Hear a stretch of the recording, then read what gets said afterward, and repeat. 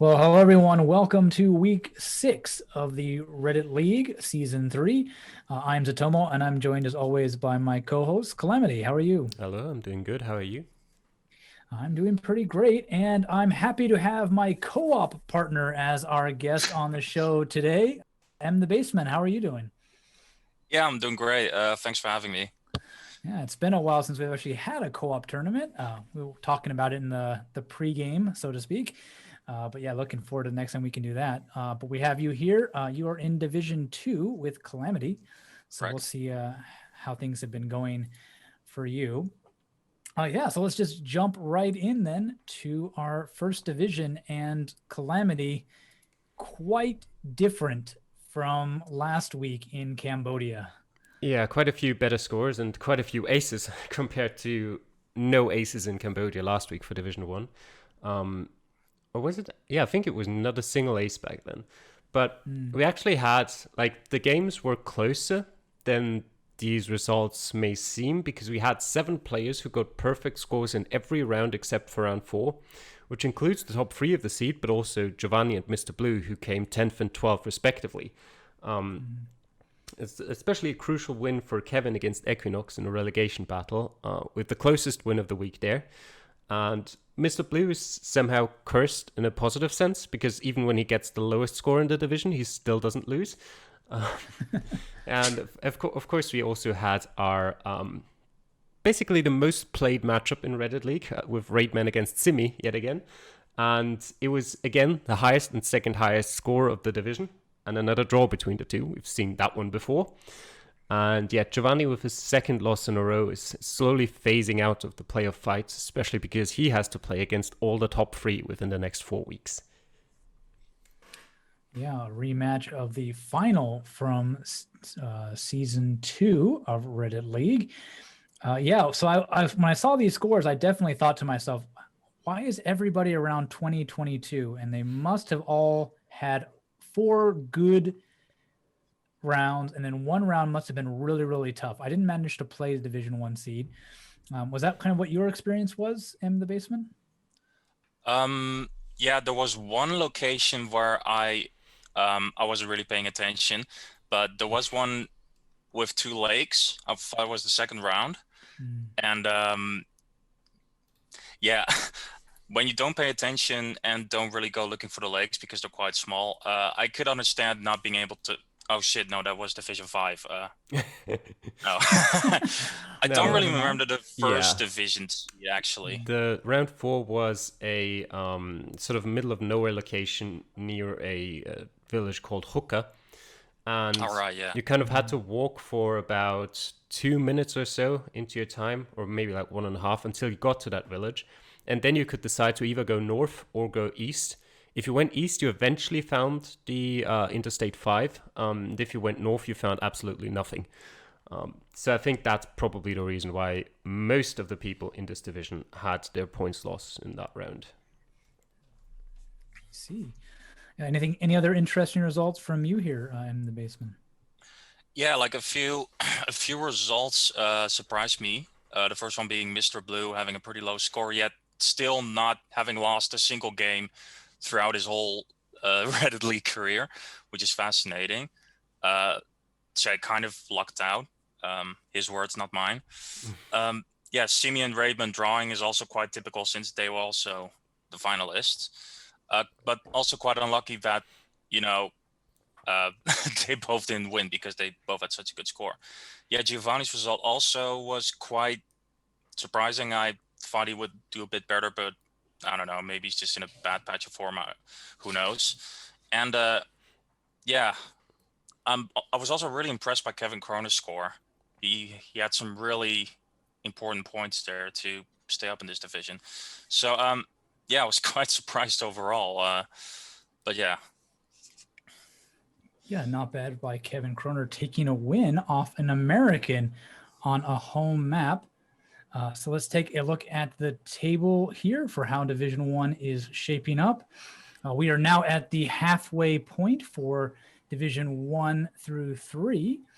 And we can see here the top 4, Calamity, nobody changing position, as well as the bottom 2 not moving. Yeah, the top 6 actually are slowly pulling apart. They've been together for the longest time, but within the last 2 weeks, we get more and more of a difference between those. And the bottom half of the table is also slowly creeping closer again to the bottom half.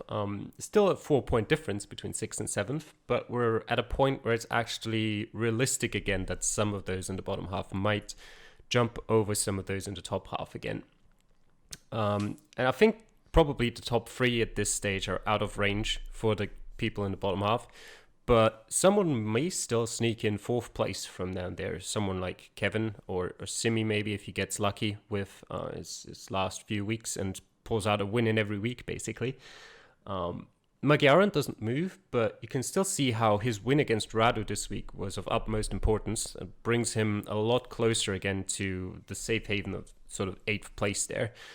And Kevin as well, as we've already mentioned a couple of times, with a very good result for him, as it gets him out of the relegation zone for, I think, might actually be the first time this season. He's picked up 2 wins in a row now. I don't exactly know how the first 2 of his points came about.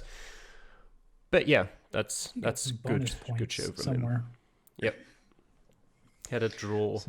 I think, which map could that have been? I'm pretty sure that was a draw with a bonus point as well, but I don't remember what it was. It might have been Belgium, actually, now that I think about it. Yeah, probably Belgium. Yeah, that was a really easy map on the first seed.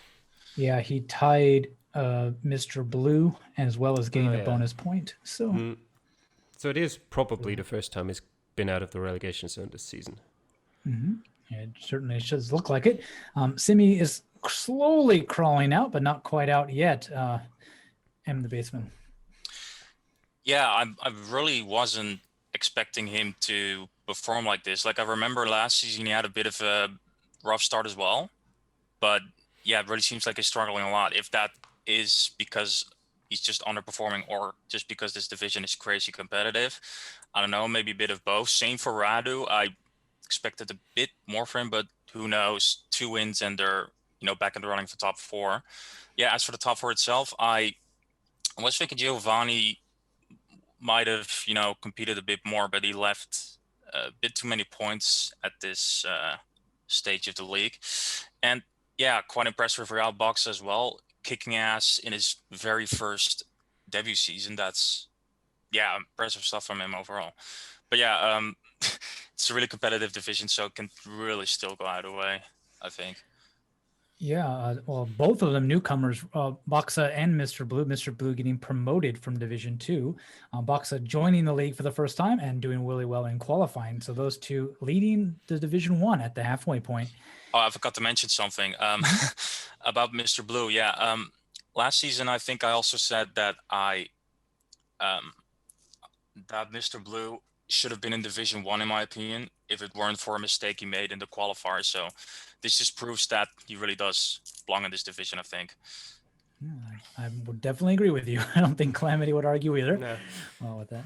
So let's take a look at their matchups for week 7. We are in Asia, our first regional map. So it's not a world map or a country map, sort of in between, and probably the biggest region we could possibly have with Asia. And we'll get to that in our map segment near the end. But yeah, Calamity, any matchups you're looking forward to in week 7? Yeah, people usually call that continents, but yeah. Because we'll get to it. Never mind. Yeah, we have a few repeat matchups that we've had before. Raidman and Schludi played against each other last season in Kyrgyzstan, where Raidman won. Schludi still put up a decent performance, and we're in Asia this week, so we might get around in Kyrgyzstan in that seed. Who knows? I do, because I've already played it, but I'm not going to tell you. And we also have Kevin against Simi, who played each other in Brazil last season, which was a relatively close win for Simi back then. Kevin put in a good performance there. But I'm also really interested in both Orpheus and Radu, as well as Boxer against Giovanni, which could be some close matches as long as Giovanni picks up some form again and doesn't perform like he did in the last 2 weeks.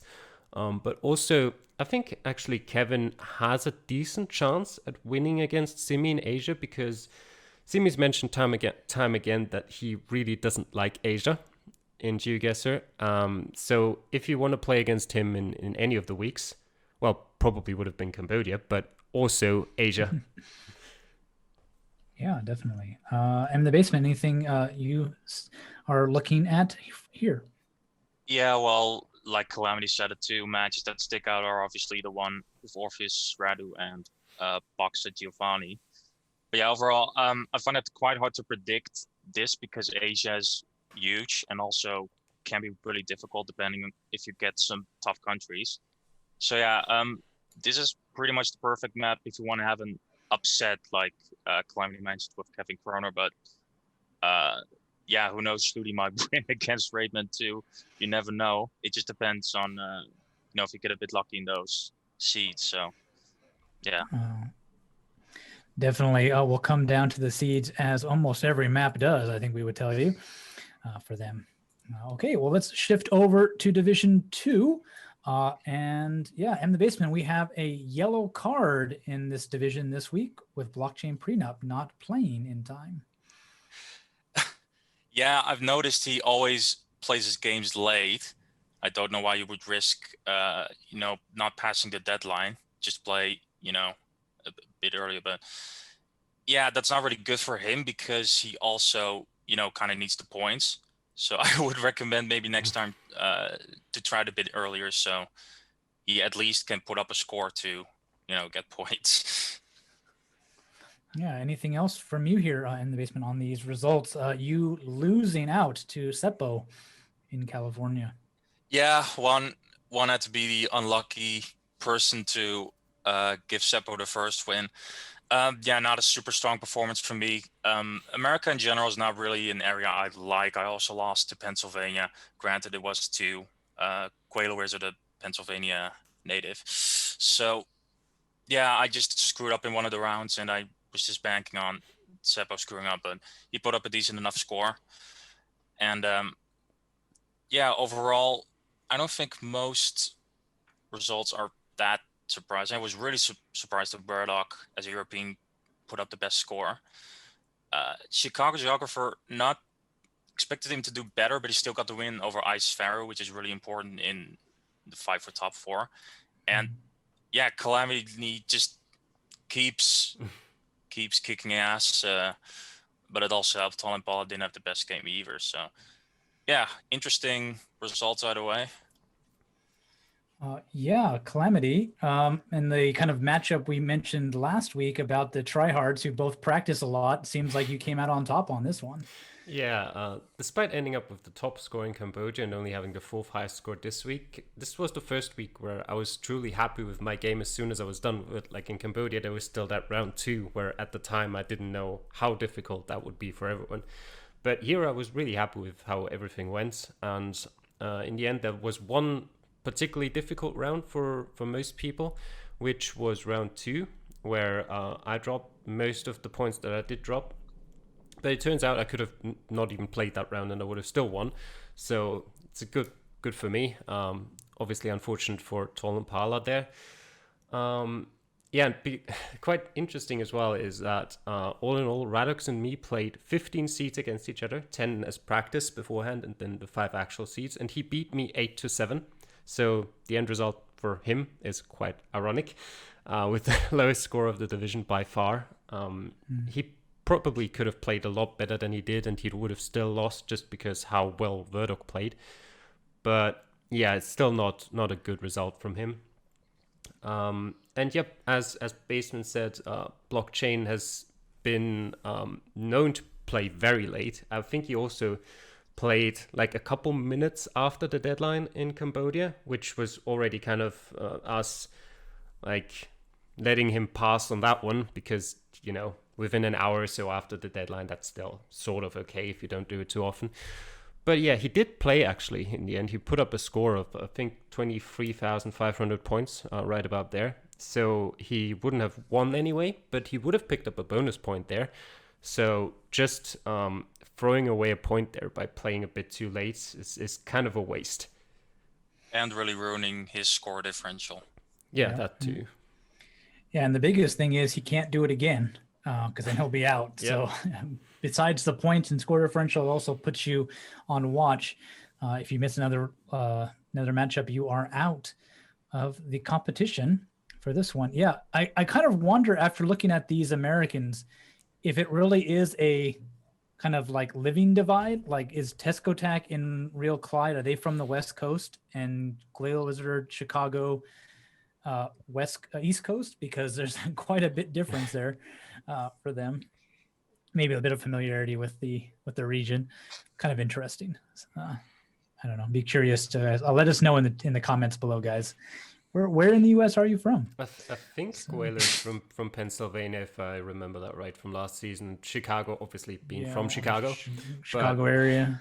Yeah, I don't know about Tescotac or Clyde, so those are the two I'm most curious about, for sure.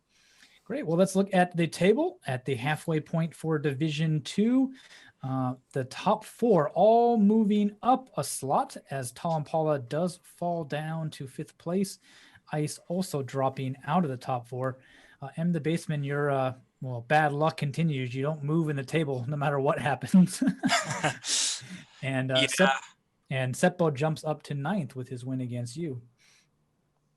Yeah. I hope that improves his confidence a little bit, because I don't think he's a bad player. I mean, he was in the 2nd division twice before the season, so it just got more competitive, but that doesn't mean he got worse.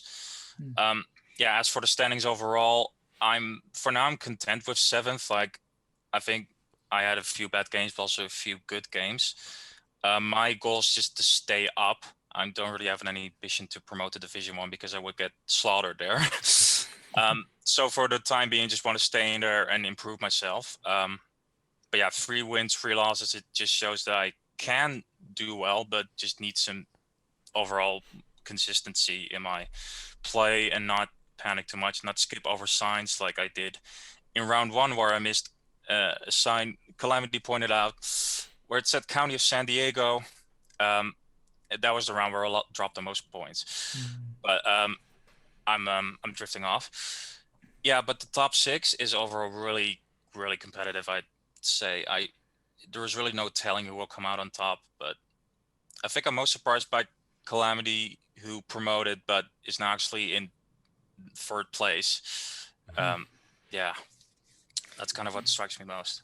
Yeah, Calamity, you started off kind of in the middle, towards the middle lower even of the first 2 weeks, but you've slowly climbed up into 3rd place. Yeah, I know that feeling of giving someone their only win of the season. My first game was against Blockchain, who still is only sitting on those 3 points he got gifted by me, basically, in week 1. But yeah, as MTheBassman said, with one slight correction, because Seppo was actually in Division 3 in Season 1 and got promoted into Division 1 for last season.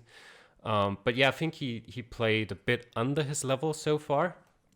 I know he can do better than what he showed in the first 5 weeks, and he proved that last week. And yeah, we'll see if he can sort of build onto that and maybe fight himself out of those relegation zone spots. We kind of shifted the gap we had a bit. Until last week, it was sort of a gap between 7th and 8th of 5 points, and now it's the gap between 8th and 9th. But still, I think it'll depend a lot on what happens in Asia. Next week, we might be seeing the gap grow even bigger, or it will get closed down a lot between 8th and 9th. Definitely, indeed. And Chicago and Verdok both looking to get back up into Division 1 towards the top of that table as well. Let's take a look at who they'll be facing off with in week 7. MTheBassman, you're up against Chicago in this one. Yeah, that's going to be a tough one because, I don't know how good he is at Asia, but I do know he's overall good at world maps, and Asia is basically a glorified world map.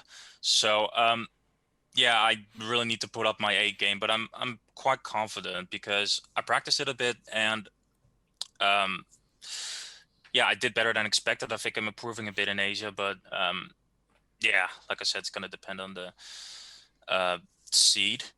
Other matches to look forward to, I think, are the Real Clyde and Tall Impala. Tall Impala with a win could really challenge for top 4 again. Seppo blockchain putting up an interesting relegation battle as well. Mhm. So yeah, a few interesting games there. Yeah, Calamity, do you fancy your chances against Tesco Tact?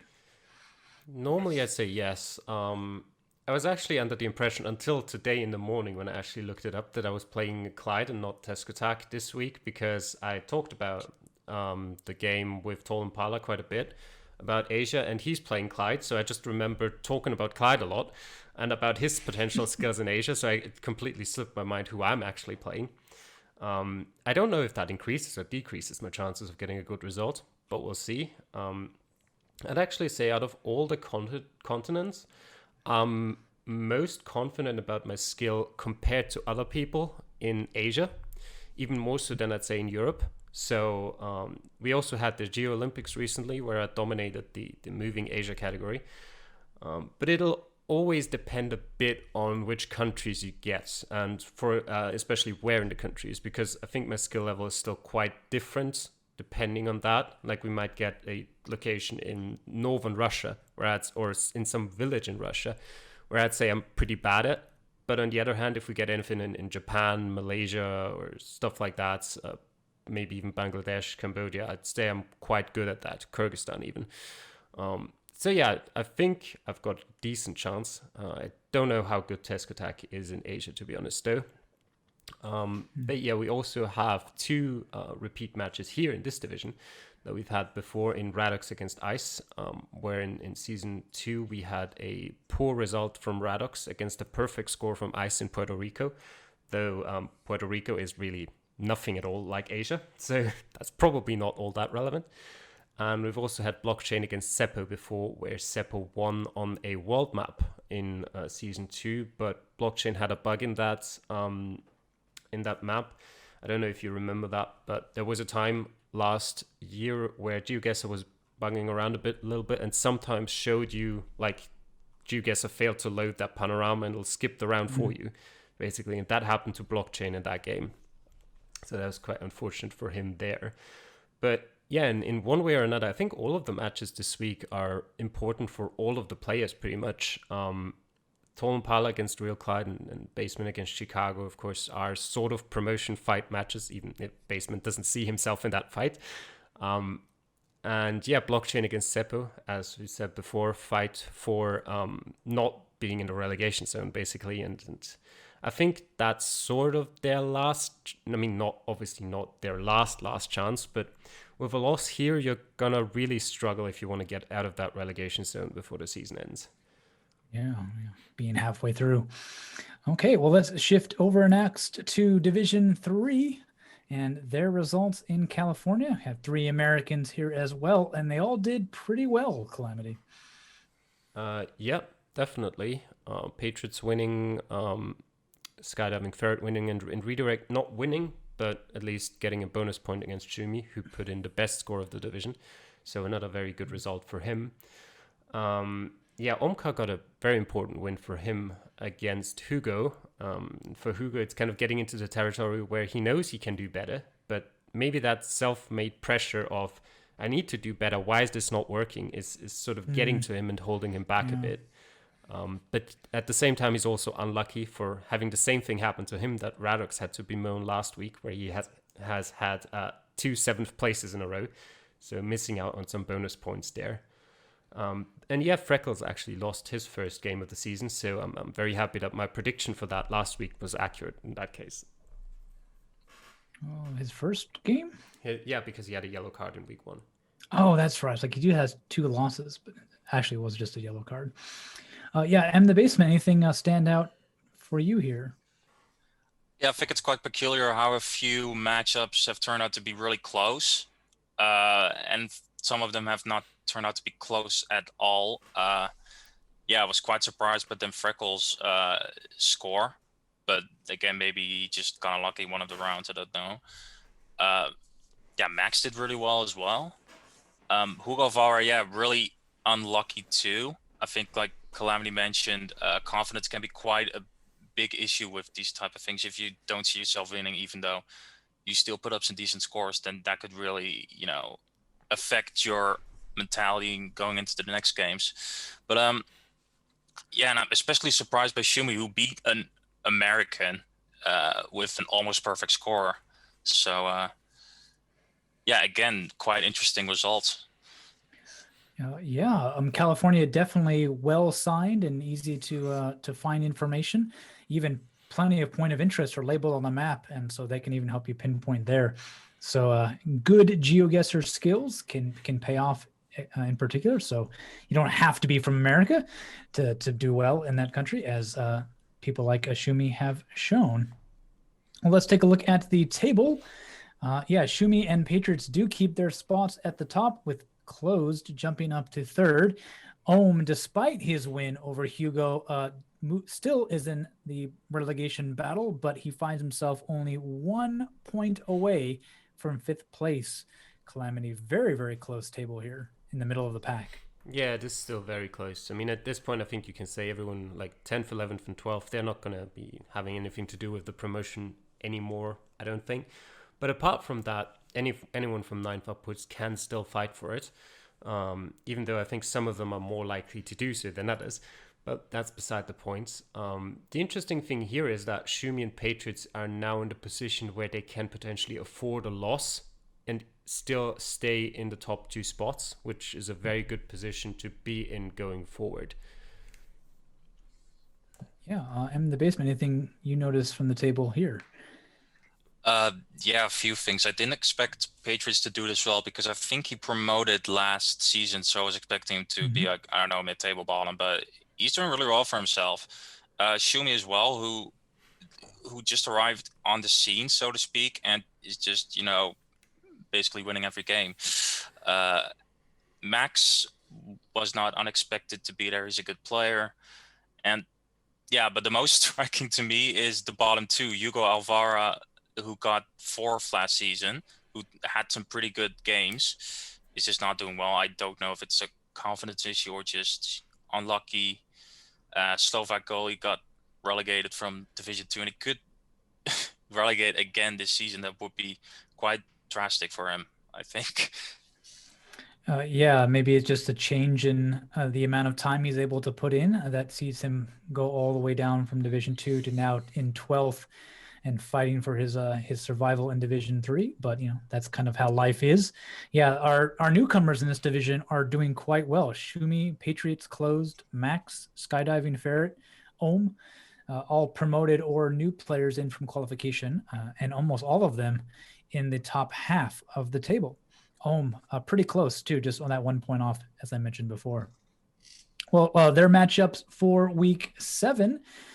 Calamity here, a pretty important battle towards the bottom with Slovak and Benica. Yeah, that's certainly important, although Benica is in a bit of a better position going into that. And he could potentially afford a loss, but obviously you want to win. Benica and Slovak goalie played each other last season, actually in week 3, where Benica picked up a win on a Rural World, long before they both knew that they'd meet again next season, a division below. Patriot also played against Freckle. No, not also. Patriots playing against Freckles is another very important matchup here, with 2nd against 4th. And since we're back on a bigger map, I think Freckles is going to put up a very good performance here, so Patriots will have to do his best to match that. But if he does manage to win, then his position in the table will be even stronger, with one of his biggest opponents for promotion then being 6 points behind him, or potentially 5, depending on bonus points and stuff like that. And also, Shumi against Ferret could be quite interesting. Shumi having had a very strong season so far, and Ferret recently coming into his own with a few very good performances here and there.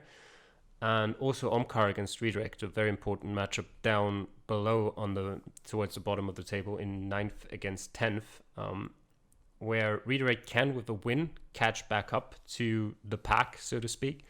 But if Omkar manages to win, he'll catapult himself back up the table after having, except for last week, a couple of not so good weeks before that. MTheBassman doesn't get any easier for Hugo if he's looking to get his confidence back. He's up against Max here in week 7. Yeah, I do think in terms of skill level, it's quite close. I think they're pretty evenly matched, but Hugo just doesn't have, the results going for him. But yeah, if he wants to, stop worrying about relegation, he really needs to put out his A game, because Max is probably not going to drop too many points either. Yeah, otherwise, Redirect and Omkar is a really interesting fixture too, because the mid-table is super tight. So if one of them gets a win, they could suddenly jump into mid-table, which is interesting. And yeah, Freckles and Patriots could also be interesting, because if Freckles win, then it could be really interesting at the top three. So yeah.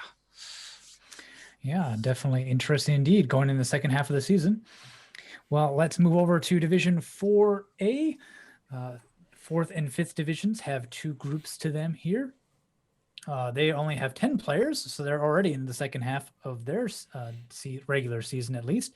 Yeah, H-Town had his bye, and MTheBassman, we get our second of 3 yellow cards this week with Nitnarok. Yeah, I don't know if Nidrock played his game or not, but Wakelok would have probably won either way, because he had a really good score. Yeah, otherwise, not surprised that the Americans did well. I think Bear Fishy Bear and MTheBassman were both Californians, I read somewhere. So yeah, not very surprised by that score, but I'm more surprised that Bavchet actually was only 1 point away from a perfect draw with Bear Fishy Bear. So yeah, I was really impressed by that result. And yeah, otherwise not really too much to talk about here, I think. Yeah, I think Barry Fishy Bear will be quite angry that his California knowledge didn't earn him a win, with Bathjetski only losing to him by a single point, Calamity. It's also always a bit annoying when you're this close to a perfect score and you just miss out on it by a bit of a pinpointing error. But yeah, heading me with quite a poor performance there, although it doesn't really matter too much how poor it was. It'll obviously impact his score differential a bit. But with so many almost perfect scores, like even if he had gotten 9,000 points more, it wouldn't have made any difference at all, because he still wouldn't have been in contention for a bonus point. And we've also, the thing is, we kind of had the easiest seed of the week by far in Division 4. So dropping just 1,000 points would get you 30th place in the seed. So we had quite a few draws here. And yeah, H-Town with a bit of a poor result as well, but he's got away with that one there. Yeah. I think now that you mention it, I think LCN is also California, or was California, did live in California at one point.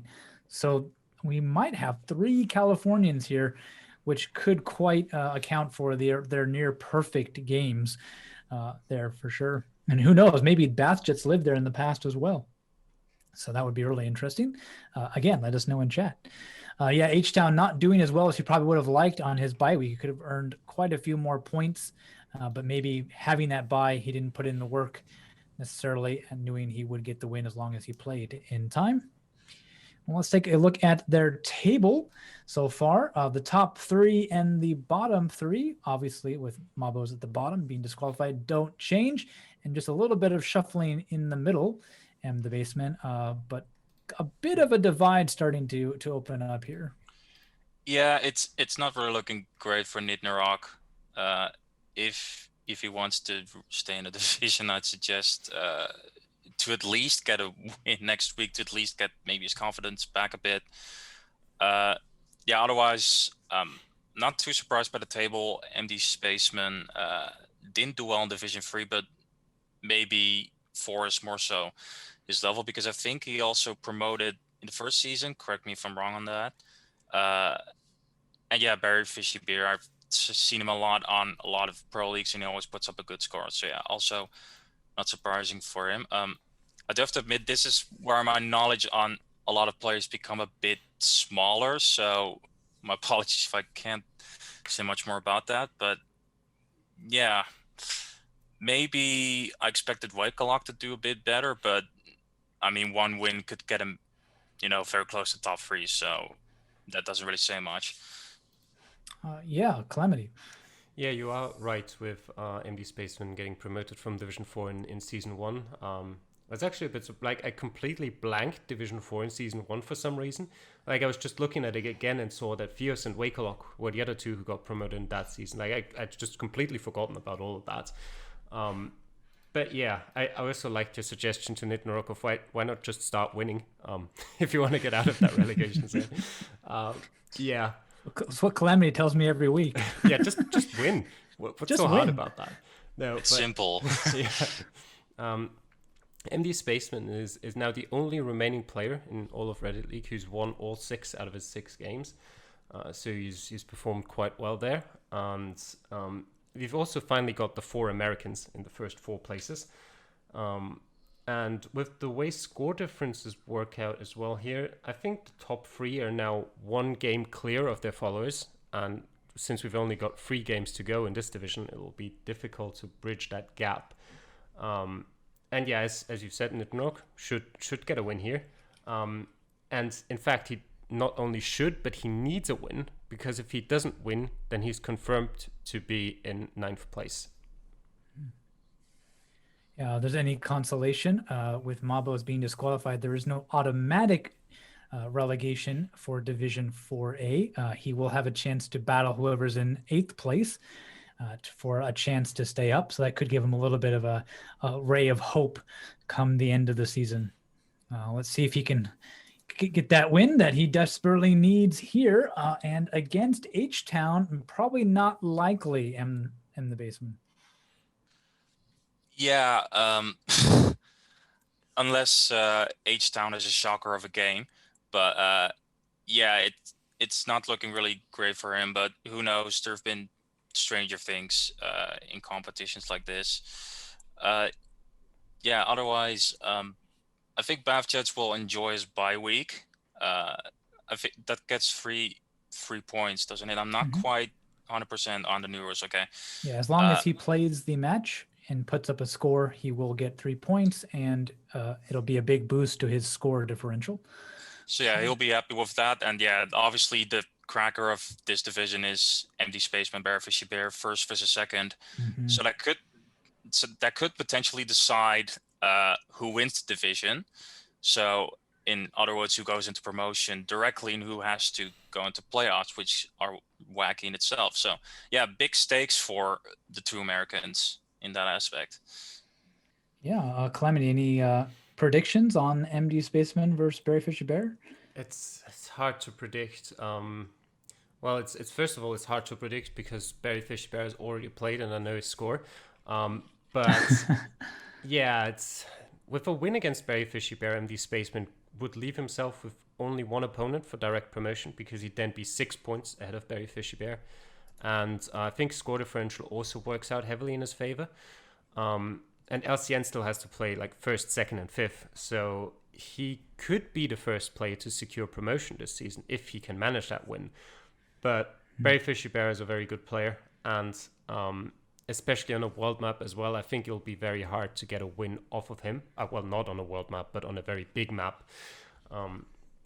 And yeah, just to reiterate the point we make so often about playing your games on time, Nitnorok wouldn't be here if he had just played his relegation playoff match in Division 3 in Season 1 on time, because I think I've told the story before, but he would have beaten me in that relegation playoff match in that season and would have stayed in Division 3 if he had just played a day earlier. So yeah, I would have been in Division 4 last season. So I like how that worked out, but probably not ideal for him. Yeah, so definitely an interesting week for Division 4A. And we'll shift over to Division 4B and see if they have an interesting week coming up. And yeah, as you mentioned, Calamity, this division had quite an easy seed, a lot of 24-9s here as well.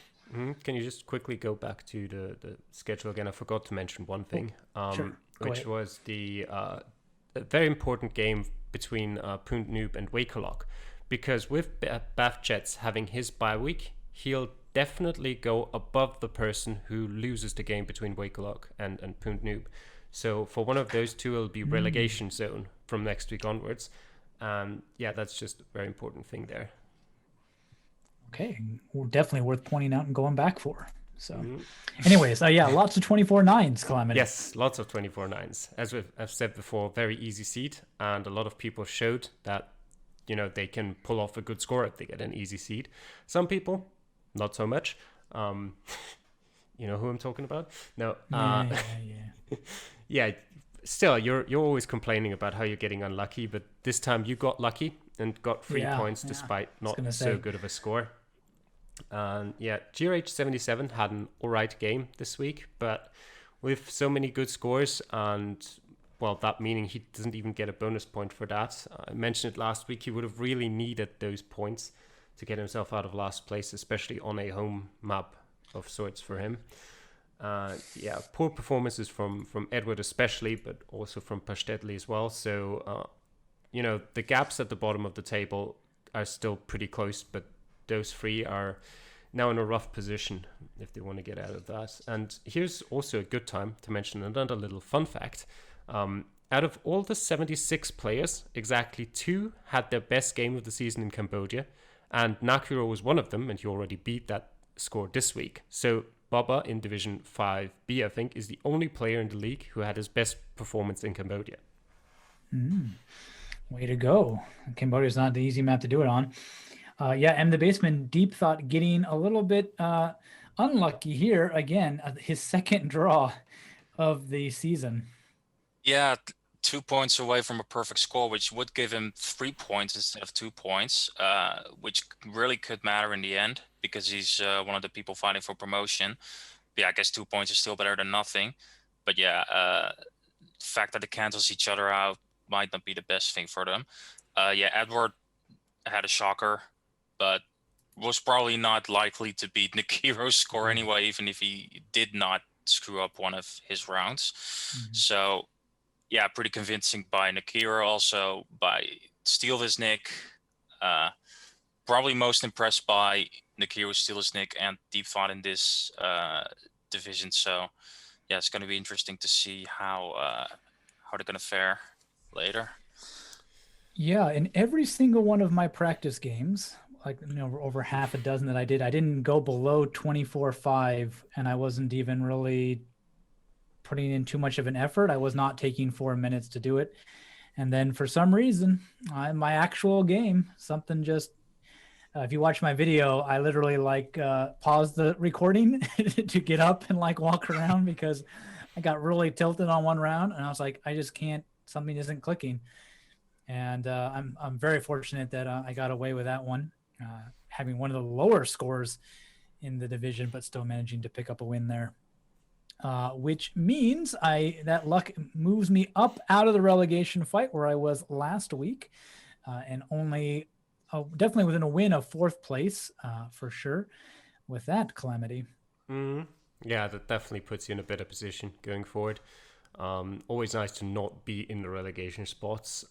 Know that even if you might not pick up another point, it might still be enough to stay in the division. But obviously you'd rather, you know, pick up points on your own. Although good luck with that next week, but we'll come to that.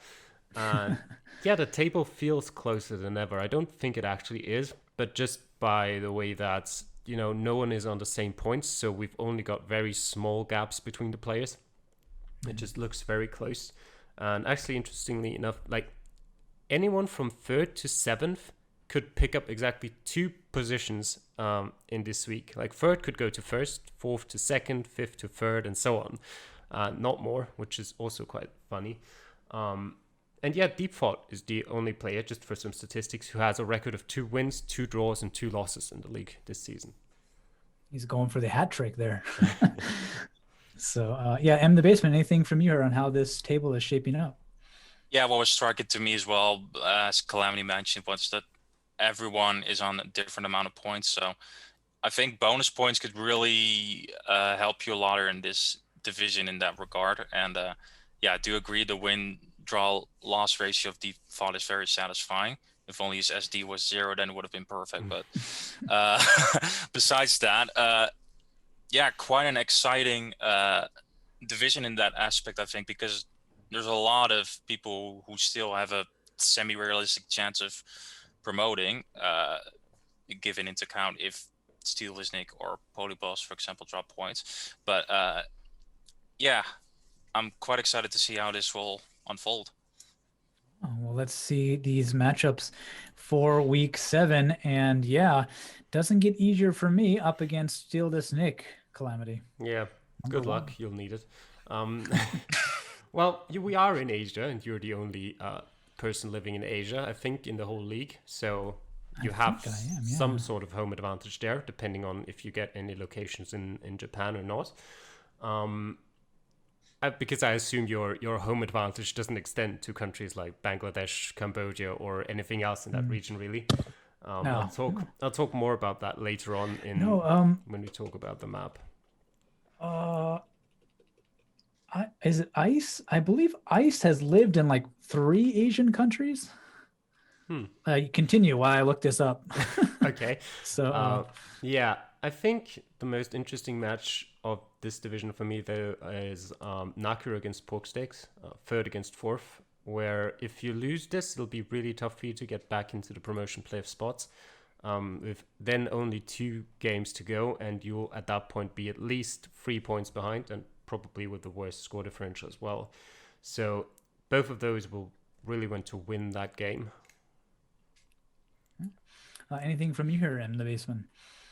Yeah, I would agree with Calamity that Nakira Porksteaks is the most interesting match, but I can see what one it was it? Yeah, Edward versus Noisel being important because both are not quite safe yet, so a win could really help either of them. And if it's a Japan heavy seed, you could go for a surprise winner, but yeah, otherwise, if that isn't the case, that's probably going to be a tough one for you.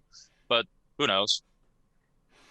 Yeah, I think Steel This Nick has done a few tournaments in Japan, so I don't think he's a complete newcomer when it comes to the country. So I don't know how big my advantage might be. It might just be in some pinpointing and being able to read the odd name that he can't, perhaps, for that. But I think that was almost like a word by word copy of what you said last week about Steel This Nick has hosted some tournaments in California before. So well, and then it paid off because he got like what? He almost got a perfect score. So yeah, sure enough, hosting tournaments does in fact help you do pretty well in those places.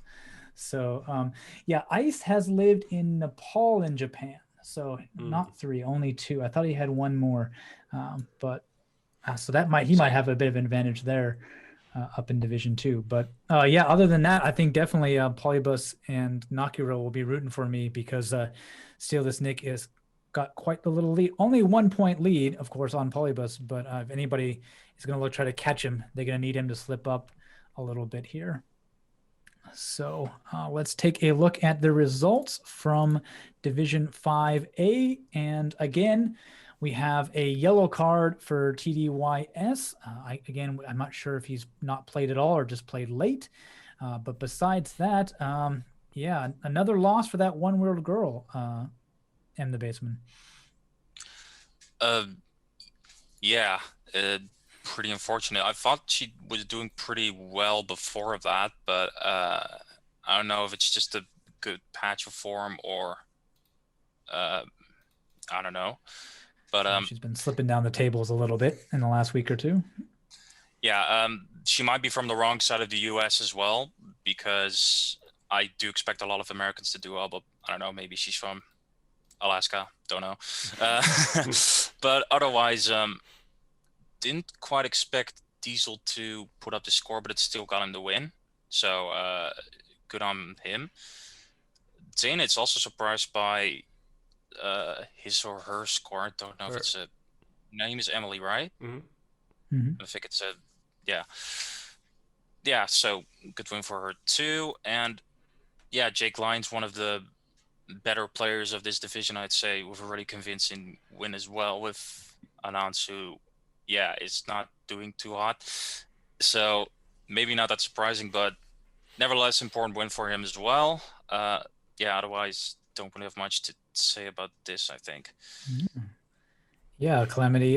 Those Division 4 players from last season not having the best of times this week, and especially Anna and Z overall. But some of the newcomers definitely showing their stuff, continuing to climb up the table.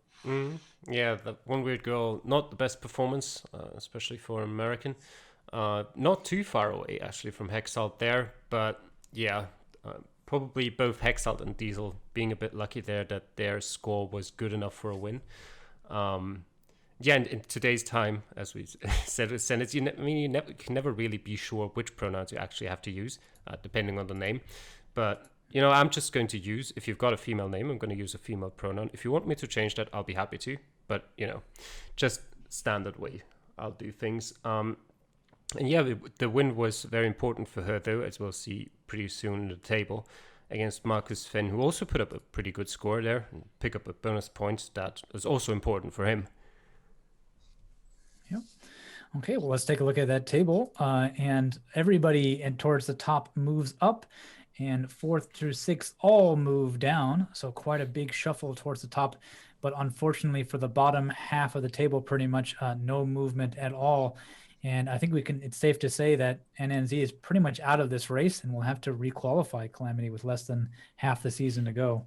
Yeah, he's guaranteed to lose his spot now. He's 10 points behind with only 9. Well, technically, if he gets perfect mathematically, games, I think he can do it, but yeah, but it'll be quite the feat. He needs perfect games, and considering he's had 2 aces in the last 6 games, I think we're not looking at something that's very likely here. But yeah, with her loss, that one weird girl drops all the way from 1st to 4th, and we've now got 4 people on 12 points actually, and even back down to 7th, it's only 2 more points. Also with both Stephen and in Division 5B as well as Seppo picking up their first wins of the season, NNZ is now the only person without a win, which is a main contributor to his position in the table. But yeah, anyone from 2nd to 7th can still have hopes for promotion, but can also still be relegated, which is quite an interesting position to be in. Because even if you're in 7th after 2/3 of the season is over, even if you're in 2nd, after 2/3 of the season is over, you can still be relegated. Yeah, and I don't want to say that Diffs and TDYS are guaranteed to end in the bottom 3, but they urgently need some points. They play each other in the last week, actually. So if we get lucky, that may be the decider for who out of the 2 can get another chance in one final match. Oh, indeed. Well, let's look at the other half of... Week 7. We got another week to go here. For this Division 5A, and yeah, probably that interesting matchup. We got a couple in that middle of the table there, MTheBassman. Hold on, just need to check the matchups. Yeah, again, not really looking good for Anand since he's facing one of the better players in this division, I'd say. Same for Emily, that can be difficult against the number 1 of the division in Diesel. Otherwise, yeah, I think Jay Lions and Laban Grab both really need a win if they really want to promote directly. But yeah, I do think it's interesting that in the table there's still a chance to promote or relegate, and that could depend on like 1 win because it's so close. And the relegation spots are, pretty close together as well. So, yeah, it's going to be interesting, I think, in that aspect. Yeah, anything from you here, Calamity, on Division 5A next week? Yeah, I think there's actually 2 matchups here that we've not mentioned yet that could be very interesting. And that one weird girl against Diffs, because Diffs, as I've said before, needs the points. And I think he's... probably got a decent chance, at least in Asia. Obviously don't know how good either of them are on that continent. But yeah, as we've mentioned before, that one weird girl generally has been a bit lucky this season sometimes with her results. So going off of that, with 3 aces as well, only 3 after 6 games, that might be a chance here for the Uruguayan Diffs. And the other one is Laban Greb against Marcus Fenn, which I also think are 2 people that are roughly at the same level. and they're split by only 1 point in the table. And yeah, both of them would very much welcome a win here. Yeah, very close in the table, which means every matchup is going to count. Nobody can sit back and relax quite yet for these guys. Well, let's take a look at how Division 5B, our last group, fared in California. Some pretty good scores here, as well as our perfect game, Calamity Fireburn, continuing after his disastrous first week to just impress week after week. Yeah, he wins the French Derby there with the first perfect score for a Division 5 player. And in fact, there's never even been a perfect score in Division 3 or 4. So basically, it's the first perfect score for anyone that's not in Division 1 or 2. And one more fun fact here, out of all the matchups between someone from the US against someone who's not, the US only won 6-5. So maybe not that big of an advantage if you're from the US here. There were quite a few draws for US Americans, and there were also quite a few US internal games. So it's not the biggest pool of matches, but still 11 matches is, I think, good enough to say probably not too big of an advantage just for being from the US. But yeah, I don't think California is quite the map to do it on either. But yeah. But yeah, Vincenzo also winning a very important game against the 59 Soundbite. I think I mentioned that game last week as well in a preview that would be crucial. And it was a close one, a very close one. But he pulled off the win, which will help him a lot in the table. We also we had Bubba timeout on round 2. It was probably not good enough for a draw anyway, because he would have needed almost an ace in that round, and I assume usually if you don't even have a pin down, you're not at the stage of pinpointing. But yeah, still disappointing for him there. He might have beaten his Cambodia score there if you had a pin down. And also a very, very poor performance from Jack Hertzberg here, which really hurts his chances at promotion. Yeah, anything from you here, MTheBassman? Yeah, I'm quite surprised with the score, the differences in some scores. Very good stuff from Faraban. I've been quite impressed with him this season. He's been doing really well. Yeah, really shocker from Jack Hertzberg. I don't know what happened there. Maybe he just went the wrong ways and didn't pick up the right clues. Maybe he just didn't focus enough, stressed. It could be a lot of things, but yeah, quite a shocker, which, yeah, like Calamity said, could really ruin his promotion performances. Yeah, otherwise, not too many surprises for me. Danny Blance with another good performance, we've also been really impressed by. Yeah. Very much. Well, let's take a look at their table. And lots of flip-flopping here. Everybody seems to like to trade places with the person next to them in this one, except for the bottom 2 players, both 59 and Steven losing out, and that keeps them in the bottom 2 places. But Firebon, since week 1, with his massive score differential in the negative, has climbed all the way back, and he is now in first place. Calamity. Yeah, also important to mention here, he's got the tied most aces with Verdoc on 17, quite a few players on 16 as well, but that's quite interesting. Obviously, he has a lot more time generally in the rounds to do so, but still. And with the results we had this week, it also opened up the bottom of the table a bit more. Steven, with his win against Papagato, now keeps his theoretical chances at saving himself out of that direct relegation alive. And as I've said before, Vincenzo with that win against the 59 Soundbite means that out of the 2, he's now the one who's in a much better position there. And yeah, Jack Hertzberg, as we can see there, that poor performance really made him take a hit on his chances at promotion, and also lowered his score differential by quite a bit, which could be important towards the end of the season. Yeah, and definitely on 16 points apiece, those top 2 players looking pretty good for promotion, but we still got a ways to go in the basement.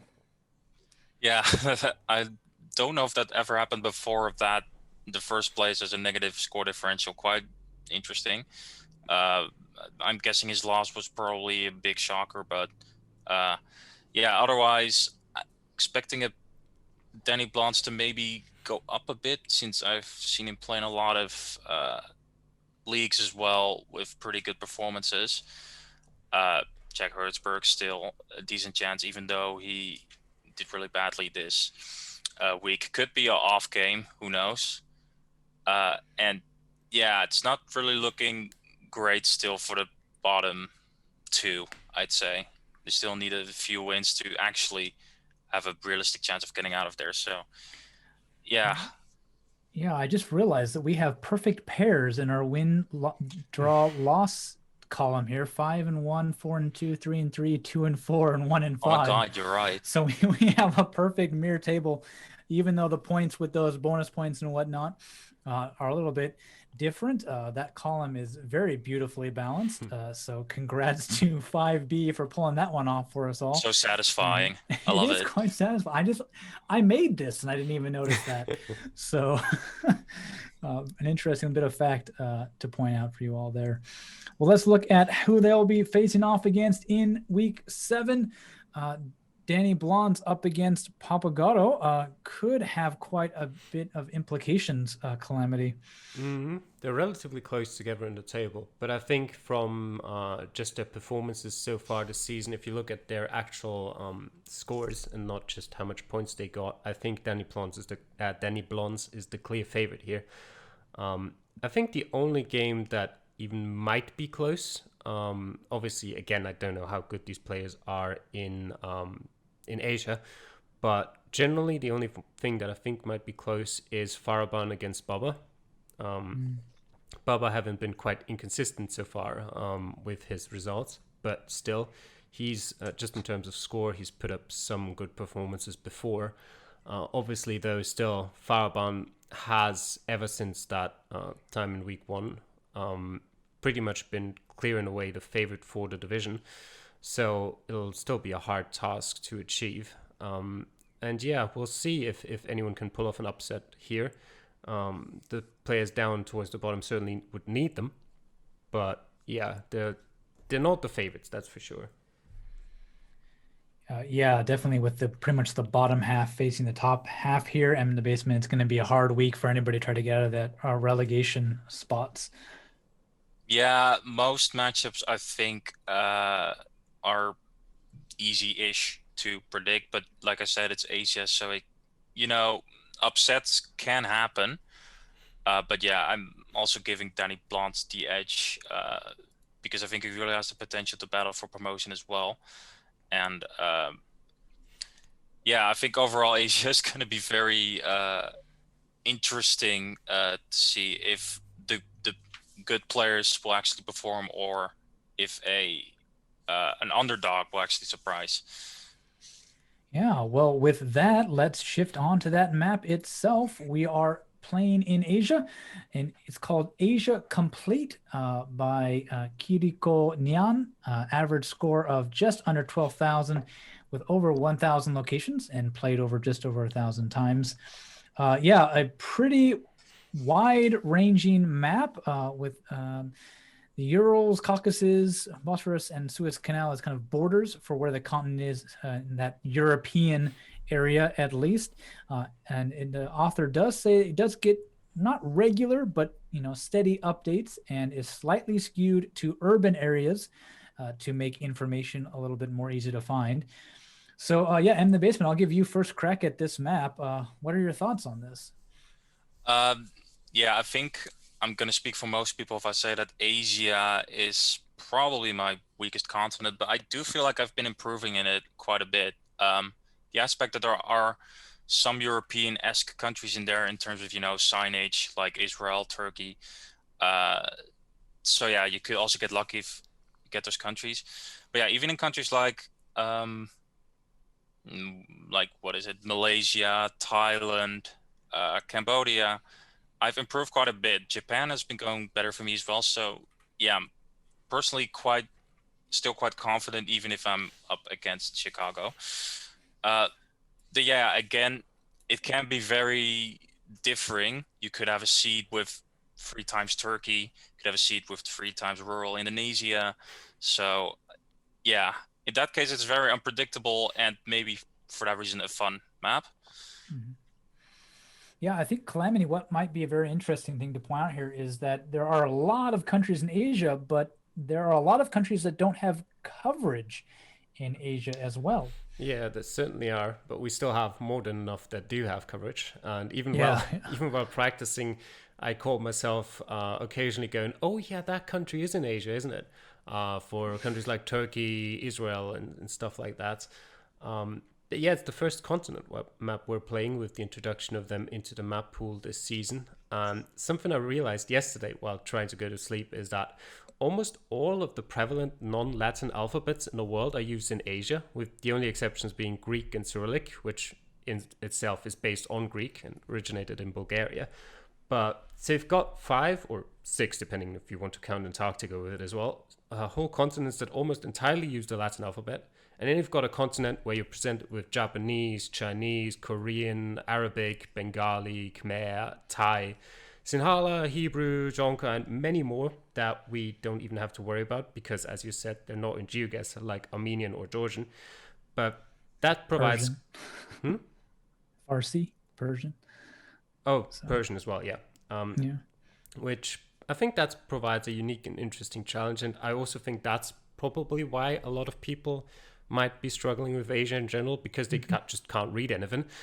And yeah, the map description says it's slightly skewed towards more urban areas. I can't say I noticed that during practice, to be honest.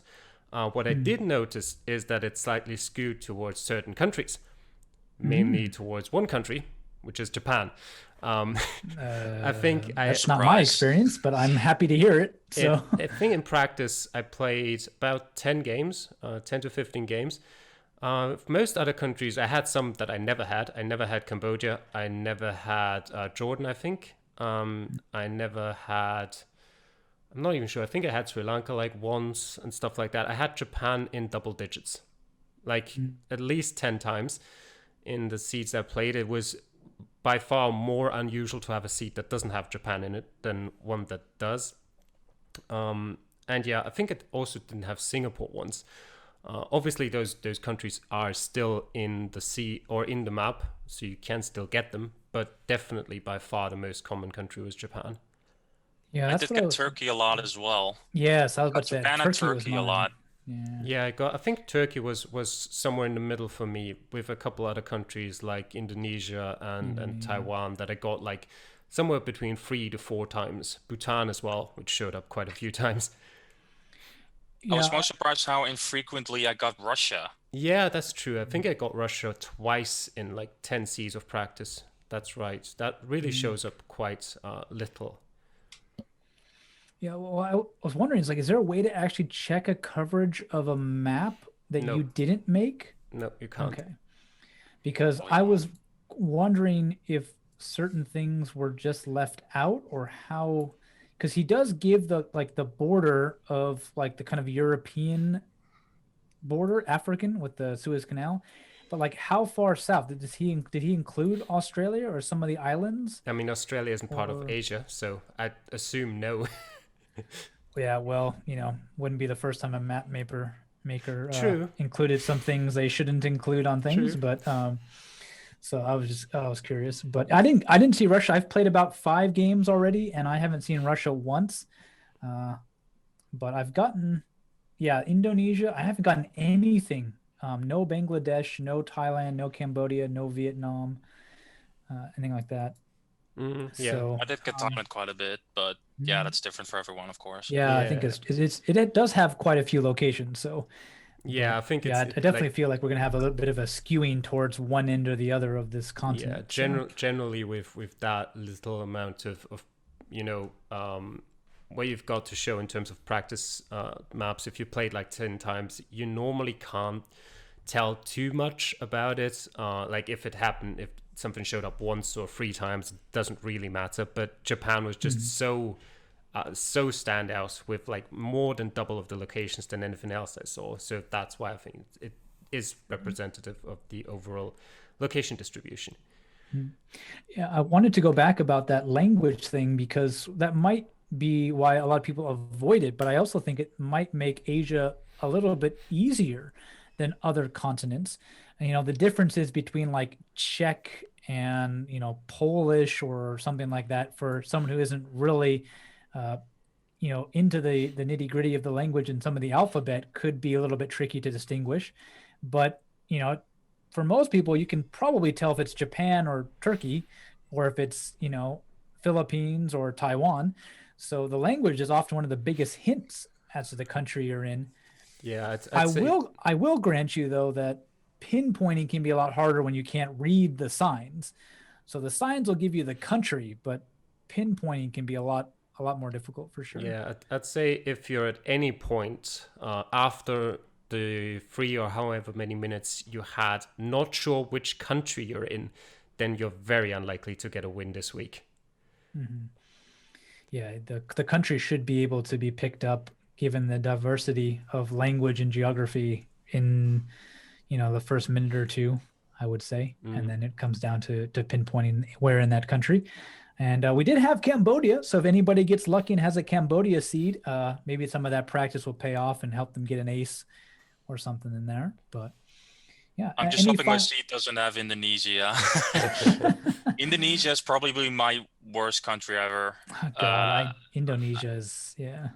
I every time I get Indonesia, I'm like, yeah, I'm probably not gonna get a lot of points. I never find stuff there. Yeah, for me, it's a lot. It depends a lot on where in Indonesia. Like I've gotten a lot better in terms of like Sulawesi and Borneo, but give me a rural location somewhere in Sumatra, and I'm just lost. Like rural mostly. Yeah. Urban is doable. Yeah, Indonesia is so spread out. It's practically like Russia, where you're like, oh, I'm in Indonesia, but I'm still going to get no points. Although I want to mention as well that I think Indonesia is probably, in my opinion, the most difficult country in the world at pinpointing in cities, because they're just so huge and dense with so many small streets that trying to find a random street name in any city is almost impossible. Yeah, what I've been surprised by is what it might not look like a big city, but you kind of, as you zoom in, it's like not that big of a name on the map, and the little, urban area in Google Maps isn't very big, and you zoom in and there's just roads everywhere. So you're like, what? So very densely packed, or at least those roads are just probably dirt roads in a lot of times, but the map can be a bit overwhelming for sure in Indonesia. But I think Java in itself has like more than half of the population of Indonesia. So there you go. Yeah. Well, any final thoughts on Asia, MTheBassman? Well, like I said, I think I'm quite confident going into the game. I just hope to not get Indonesia or Bangladesh, and then I do have the potential to maybe put up a good score, and hopefully Chicago screwing up somewhere. But I don't see that happening quickly. So, but yeah, I had a lot of fun practicing it so far. Yeah, the other thing I just thought of is rural South Korea. Oh God, give up. like there's no like if you're in South Korea, and you're in South Korea, but oh my word, good luck finding where you are. Just plonk it somewhere. Yes. Yeah, it's good. The map is a little bit different too, and the names. Oh boy. Yeah, I think if you the map's terrible. If you really want to get good in South Korea, you need to ignore Google Maps and just really look into the way road numbers work in South Korea, and etc., and all of that, and try to work off of that. And so that if you find a road number somewhere, you don't even need Google Maps, because you're not going to find it there, but you just know inherently where that road number is likely to be. Yeah, that might be a good tip for sure. Sorry. Anyway, Calamity, last thoughts on Asia? Sri Lanka sucks as well. I forgot to mention that before. Because it's small at least. Yeah, it is small, so you're not going to lose many points, but trying to pinpoint in it is horrible in the big cities, and you're just not finding any small villages because there's millions of them all around the island. Yeah. And it's sometimes so difficult to tell whether something you're looking at, because quite often you do have on the storefronts, you do have mentions that tell you in the Latin alphabet where you are, but it's almost impossible to know unless you know the city or village, whether that is something you can find on the map. And especially because there are millions of villages, if you zoom in too far, you're just getting lost in all the names, and you can easily miss it even if you've got it on your screen somewhere. Information overload for sure. So maybe we're going to be thankful that it's kind of skewed towards Japan and Turkey, because certainly. a lot of the other countries aren't the most enjoyable at all. That'll do it for us. A wonderful long show. It's a joy to have you with us as always. Thank you for joining us this week, MTheBassman. Yeah, no problem. Thank you for having me again. Yeah, no problem. And we will see you all next week, and we'll see how everything's shaped up. Take care. Bye. See ya.